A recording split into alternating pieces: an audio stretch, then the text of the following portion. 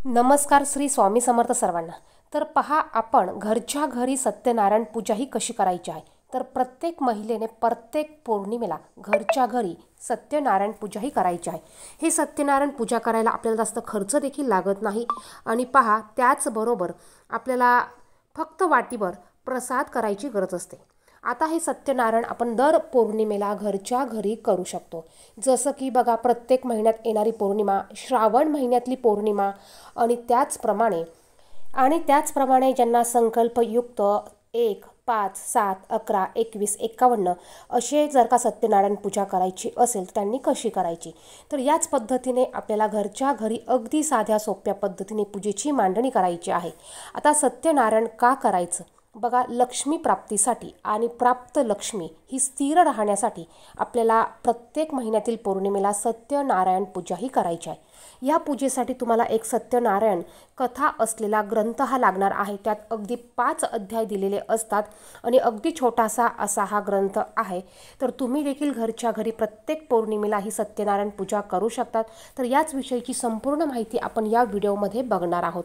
तर अगदी साध्या सोप्या पद्धतीने पूजेची मांडणी आणि पूजा मांडणी कशी करायची याविषयीची माहिती या व्हिडिओमध्ये तुम्हाला मी सांगणार आहे।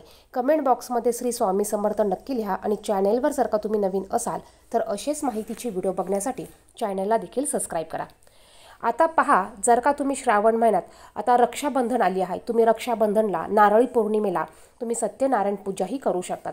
सर्वात अगोदर म्हणजे सत्यनारायण पूजा ही पौर्णिमा तिथी चालू असताना संध्याकाळी प्रदोष काळामध्ये केले जाते। संध्याकाळी जो टायमिंग असतो 4 वाजेनंतर, 4:30 वाजेनंतर ते 7-7:30 वाजेपर्यंत तुम्ही हे सत्यनारायण पूजा करू शकतात।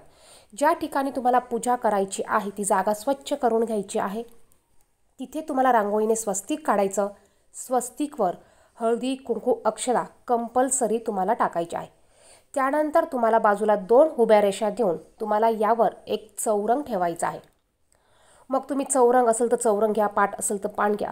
शक्यतो याच्यासाठी तुम्हाला चौरंग घ्यायचा आहे। चौरंग घेतल्यावर यावर तुम्हाला एक स्वच्छ कपडा अंथरून घ्यायचा आहे। मग तुम्ही तो लाल कपडा अंथरून घ्या किंवा तुम्ही पांढरा कपडा घेतला तरी चालेल। स्वामी समर्थांच्या केंद्रात देखील याच पद्धतीने पूजा मांडणी ही सांगितलेली आहे। त्याचप्रमाणे आपण सत्यनारायण पूजा जो ग्रंथ आणतो त्या ग्रंथामध्ये देखील पूजेची मांडणी कशी करायची याविषयीची संपूर्ण माहिती दिलेली आहे। त्यानंतर तुम्हाला आंब्याची डहाळं आणायची आहे। तुम्हाला 4ही कोपऱ्यांना, तुम्हाला चौरंगाच्या 4ही कोपऱ्यांना आंब्याची डहाळं लावायची आहे। आता इथे मला 2 मिळाली, मी 2 लावून घेतली। त्यानंतर आपल्याला थोड्याशा अक्षता किंवा गहू घ्यायचे।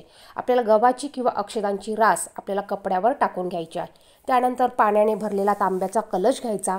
यामध्ये संपूर्ण भरून पाणी घालायचं। पाण्यामध्ये हळदी, कुंकू, अक्षता आपल्याला टाकायची आहे। 1 सुपारीचं नाणं आणि 1 रुपयाचं नाणं टाकायचं आहे। यानंतर या कलशावर आपल्याला 5 कुंकवाची बोटं उमटवून घ्यायची आहे। खालून वरच्या दिशेने आपल्याला 5 कुंकवाची बोटं उमटवून घ्यायची आहे। त्यानंतर तुम्हाला वाटलं तर तुम्ही मागच्या बाजूने एक स्वस्तिक देखील काढू शकतात। याला कुंकू लावल्यानंतर आपल्याला हळद देखील लावून घ्यायची आहे। आता इथे कलश ठेवण्यासाठी तुम्ही खाली तांदूळ किंवा गहू घेऊ शकतात। तुम्ही तांदूळ किंवा गव्हाची रास टाकू शकतात किंवा एक स्वस्तिक देखील काढू शकतात आणि त्यावर हा कलश ठेवायचा आहे। कलशामध्ये तुम्हाला आंब्याचा डहाळा किंवा तुम्ही नागलीची 5 पानं देखील ठेवायची आहे। त्यावर तुम्हाला एक तामण ठेवायचा आहे। तामणामध्ये तुम्हाला भरून अक्षता घ्यायच्या आहे। ह्या अक्षता अखंड घ्यायच्या आहे आणि त्यामध्ये आपल्याला आपल्या देवघरात असलेला बाळकृष्ण ठेवायचा आहे। बाळकृष्णाच्या मूर्तीवर तुम्हाला अगोदर अभिषेक घालून घ्यायचा आहे। तुम्ही साध्या पाण्याने किंवा मग तुम्ही पंचामृताने बाळकृष्णाच्या मूर्तीवर अभिषेक घालून घ्या। त्यानंतर मूर्तीला स्वच्छ कपड्याने पुसा। त्यानंतर तांदळामध्ये तुम्हाला बाळकृष्णाची मूर्ती ठेवायची आहे। आता आपल्याला कलशाच्या समोर जोड पान, आपल्याला जोड नागलीची 3 पानं ठेवायची आहेत। पहा, या पद्धतीने जोड नागलीचे 3 पानं आपल्याला ठेवायचे आहे आणि यावर आपल्याला 3 सुपारी ठेवायची आहे। एक गणपती बाप्पाचं प्रतीक, दुसरं कुलदेवीचं प्रतीक आणि तिसरी सुपारी म्हणजे वरुण देवतेची प्रतीक। आपल्या उजव्या हाताला गणपती बाप्पा, मध्ये कुलदेवी आणि त्यानंतर 3ऱ्या नंबरला आपल्याला वरुण देवतेची सुपारी ठेवायची आहे। यानंतर तुम्हाला 5 प्रकारची कुठलीही फळं घ्यायची आहेत। तर इथे मी केळी घेतलेली आहे, तुम्ही केळी घेऊ शकतात। त्याचप्रमाणे दुसऱ्या बाजूला तुम्ही नारळ देखील ठेवू शकतात। तर या पद्धतीने पूजेची मांडणी करायची आहे। समोर एक सुंदर अशी रांगोळी देखील काढून घ्यायची आहे। सर्वात अगोदर तुम्हाला एक समई किंवा दिवा प्रज्वलित करून घ्यायचा आहे आणि मग तुम्हाला पूजेला सुरुवात करायची आहे। आता समई किंवा दिवा प्रज्वलित करून घेतल्यावर अगोदर आपल्याला दिव्याची पूजा करून घ्यायची आहे। दिव्याला किंवा समईला हळदी कुंकू अक्षदा फूल तुम्हाला अर्पण करायचं आहे आणि त्यानंतर पूजेला सुरुवात करायची आहे। तुम्हाला एक फूल घेऊन तुम्हाला गंगाजल किंवा शुद्ध पाणी घेऊन त्या फुलाने सर्व सुपारीवर सर्व देवतांवर तुम्हाला पाणी स्प्रिंकल करायचं आहे किंवा शिंपडून घ्यायचं आहे। त्यानंतर तुम्हाला प्रत्येक देवतेची पूजा करायची आहे। तुमच्याकडे जर का सत्यनारायण भगवानचा फोटो असेल तर तुम्हाला तो पाठीमागं ठेवून घ्यायचा आहे। सर्वात अगोदर गणपती बाप्पांची पूजा करून घ्यायची। हळदी कुंकू अक्षदा अर्पण करायच्या।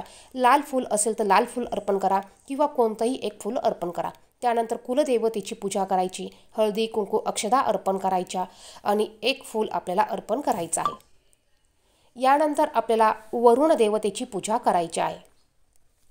वरुण देवतेला सुद्धा आपल्याला हळदी कुंकू अक्षदा अर्पण करायच्या आणि एक फूल आपल्याला इथे ठेवायचं आहे। जर का तुमच्याकडे सत्यनारायण भगवान यांचा फोटो नसेल तर बघा तुमच्याकडे एखादं चित्र असेल किंवा ते चित्र देखील तुम्ही पाठीमागं ठेवू शकतात।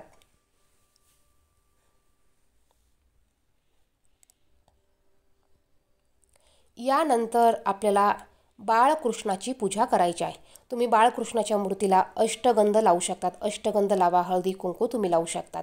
त्यानंतर आपल्याला अक्षदा अर्पण करायची आहे, एक फूल अर्पण करायचं आहे आणि तुळशीपत्र देखील आपल्याला बाळकृष्णांना अर्पण करायचं आहे।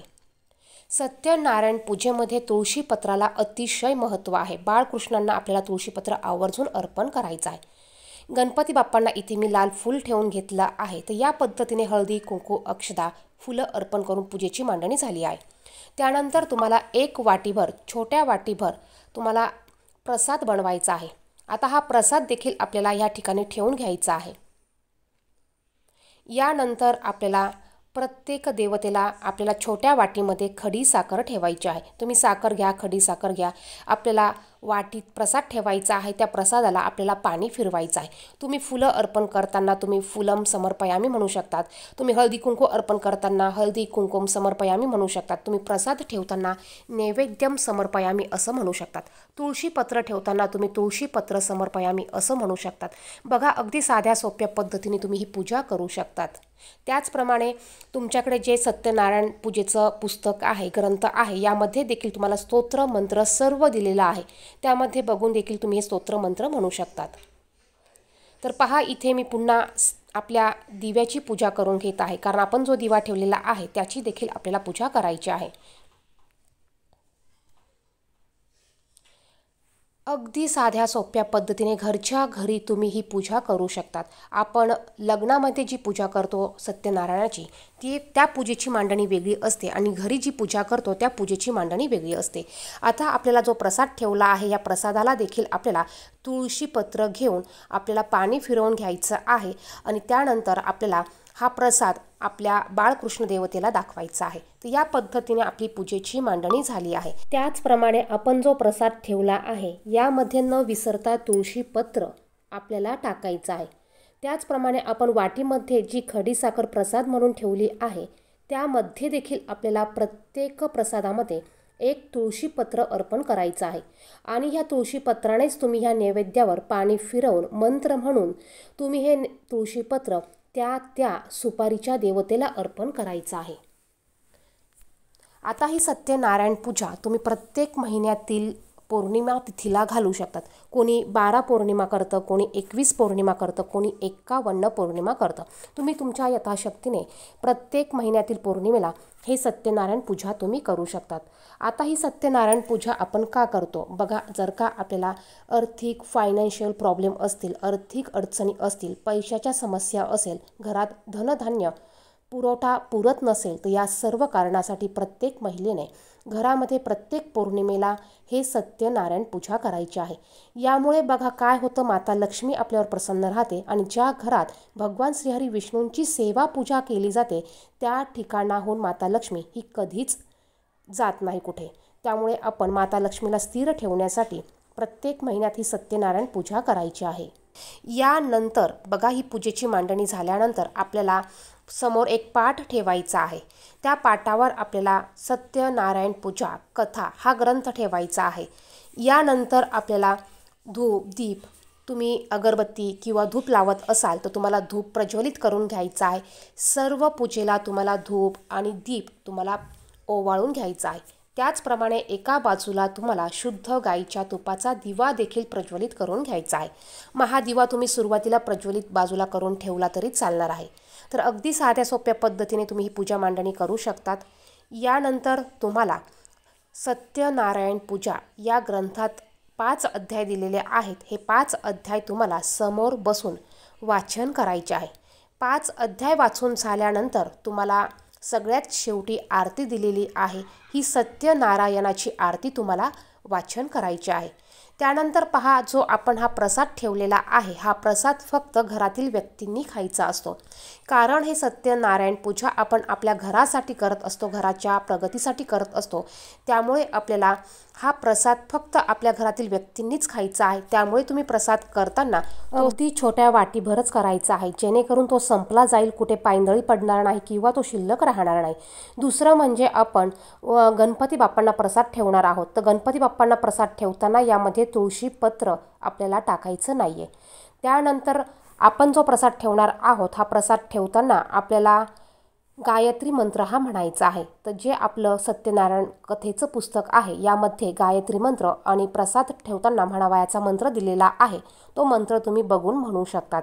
अशा साध्या पद्धतीने तुम्हाला सत्यनारायण पूजा मांडणी करायची आहे, पूजा करायची आहे। यानंतर दुसऱ्या दिवशी या पूजेची उत्तर पूजा करायची आहे। उत्तर पूजा करताना सर्वात अगोदर दिवा प्रज्वलित करून घ्यायचा, हळदी कुंकू आपल्या स्वतःला लावून घ्यायचं आणि पूजेवर असलेल्या देवतेला देखील हळदी कुंकू आपल्याला लावून घ्यायचं आहे। आणि प्रत्येक पौर्णिमेला आपण हे सत्यनारायण करणार असल्यामुळे आपल्याला ही जी सुपारी आपण ठेवलेल्या आहेत, ह्या सुपाऱ्या आपल्याला अशाच ठेवून द्यायच्या आहेत। ठेवलेला प्रसाद आपण हा आदल्या दिवशी रात्रीच काढून घ्यायचा आहे। त्याचप्रमाणे जो खडीसाखरेचा प्रसाद ठेवला आहे, तो तुम्ही तिथे झाकून ठेवू शकता। कलशातलं पाणी तुम्ही 1 आंब्याचं पान घेऊन घरात सर्वत्र शिंपडायचं आहे, बाकीचं तुम्ही कोणत्याही झाडात वतायचं आहे। त्यानंतर त्यामध्ये टाकलेली सुपारी, 1 रुपयाचं नाणं तुम्हाला तसंच उचलून ठेवून द्यायचं आहे। कलशाच्या खाली ठेवलेले तांदूळ तुम्हाला तुमच्या धान्यात थोडे टाकायचे आहे, बाकीचे तुम्ही गाईला किंवा पक्ष्यांना खायला घालू शकतात। गहू असतील तर थोडेसे गहू धान्यात टाका आणि बाकीची गाईला खायला घालू शकतात। त्यानंतर जी फळं तुम्ही ठेवलेली आहे, ती फळं तुम्ही स्वतः खा आणि जी फुलं पानं असतील ती फुलं पानं तुम्ही निर्मल्यामध्ये टाकून देऊ शकतात। बाळकृष्णाची मूर्ती तुम्हाला पुन्हा तुमच्या देवघरामध्ये ठेवायची आहे। तर या पद्धतीने तुम्हाला पूजेची उत्तर पूजाही करायची आहे। व्हिडिओमध्ये सांगितलेली माहिती आवडली तर व्हिडिओला नक्कीच लाईक करा। चॅनलवर नवीन असाल तर अशाच माहितीची व्हिडिओ बघण्यासाठी चॅनलला सबस्क्राईब करा। धन्यवाद। श्री स्वामी समर्थ।